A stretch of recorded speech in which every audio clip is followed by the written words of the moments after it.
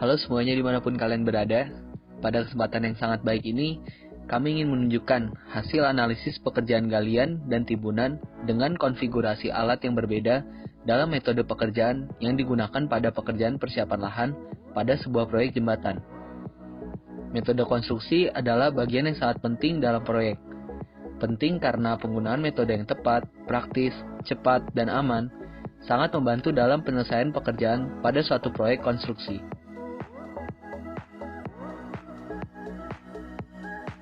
Sebelum membandingkan antar metode, berikut ini merupakan data yang dibutuhkan dalam analisis, yaitu berupa kebutuhan volume galian dan volume timbunannya.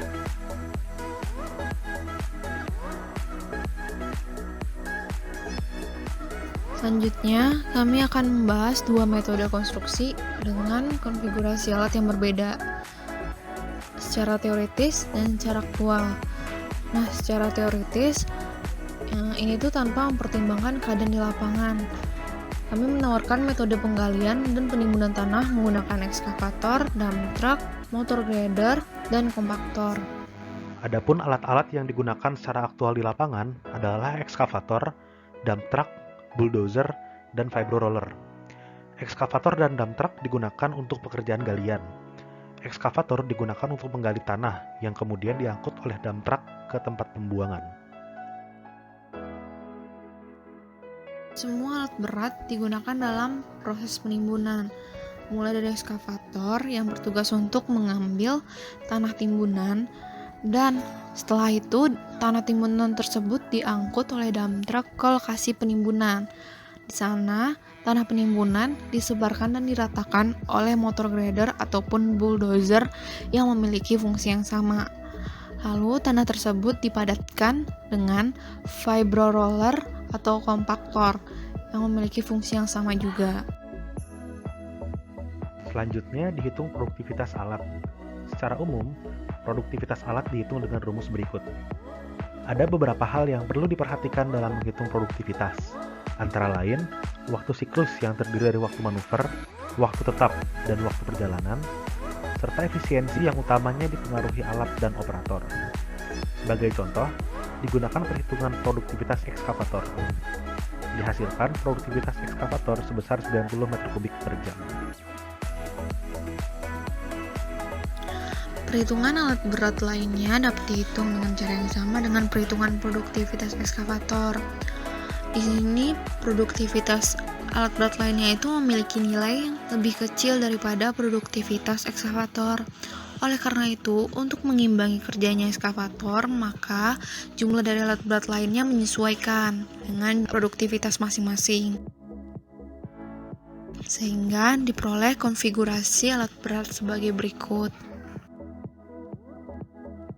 Secara umum, perhitungan durasi pekerjaan mengikuti rumus berikut. Sebagai contoh, dilakukan perhitungan galian selatan, di mana ekskavator adalah alat dengan produktivitas tertinggi. Berdasarkan perhitungan, didapatkan durasi pekerjaan galian selatan selama 6 shift, dengan keterangan satu shift terdiri dari 4 jam kerja, dan satu hari terbagi menjadi 2 shift. Dengan langkah yang sama, dilakukan perhitungan durasi pekerjaan timbunan utara dan selatan. Karena alat yang menghasilkan produktivitas maksimum pada kedua metode pekerjaan, baik teoritis maupun aktual sama, yaitu ekskavator, durasi pekerjaan pada kedua alternatif sama. Bila seluruh pekerjaan dikerjakan secara seri atau tidak ada tumpang tindih, pekerjaan galian dan timbunan pada kedua alternatif diharapkan selesai selama 22 shift. Selanjutnya, perhitungan biaya alat. Biaya alat merupakan biaya sewa ditambah biaya operasional dikali jumlah alat dikali durasi. Di sini biaya operasional merupakan biaya operator, biaya pelumas, dan biaya bensin. Untuk durasi itu menyesuaikan pekerjaan masing-masing.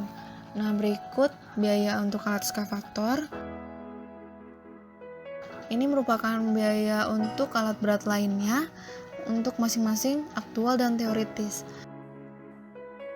Jadi untuk masing-masing aktual dan teoritis dijumlahkan dan diperoleh biaya sebagai berikut. Nah, terlihat biaya untuk aktual lebih kecil dan lebih menguntungkan diperhitungkan dari biaya teoritis. Di sini untuk biaya alat, pekerjaan yang aktual lebih unggul. Selanjutnya, hal yang menjadi pertimbangan kami adalah seberapa umum metode ini, terutama bagi pekerja di Indonesia. Di sini, kami melihat bahwa perbedaan yang paling mencolok dari kedua metode adalah penggunaan alat motor grader pada metode teoritis dan alat bulldozer pada metode aktual. Menurut pandangan kami, alat bulldozer lebih umum bagi pekerja Indonesia, sehingga akan lebih mudah mencari operator bulldozer ketimbang operator motor grader. Suku cadang bulldozer juga lebih mudah dicari, membuat waktu yang terbuang tidak banyak apabila terjadi kerusakan di lapangan. Setelah itu, hal yang dibandingkan adalah keperluan penyimpanan alat berat. Keperluan penyimpanan alat berat kami cari dengan cara jumlah masing-masing alat berat dikalikan dengan kebutuhan area penyimpanan tiap alat. Sehingga kami dapatkan data bahwa kebutuhan area penyimpanan metode teoritis jauh lebih kecil, yaitu sekitar 122 meter persegi, dibandingkan dengan metode aktual yang membutuhkan area penyimpanan sekitar 218 meter persegi.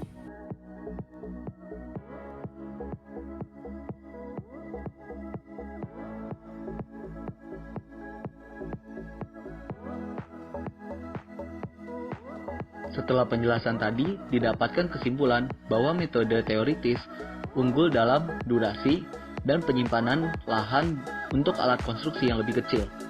Sedangkan metode aktual lebih unggul di bagian durasi, biaya yang lebih murah, dan lebih umum, seperti yang sudah dijelaskan tadi. Metode pekerjaan yang paling efektif adalah metode pekerjaan aktual, yang terdiri dari ekskavator, dump truck, bulldozer, dan vibro roller.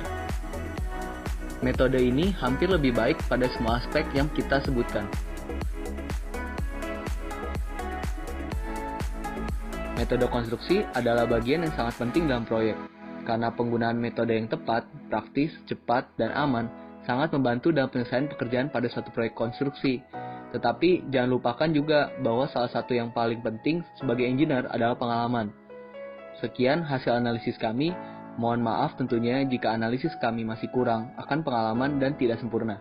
Semoga dapat bermanfaat. Terima kasih dan tetap di rumah.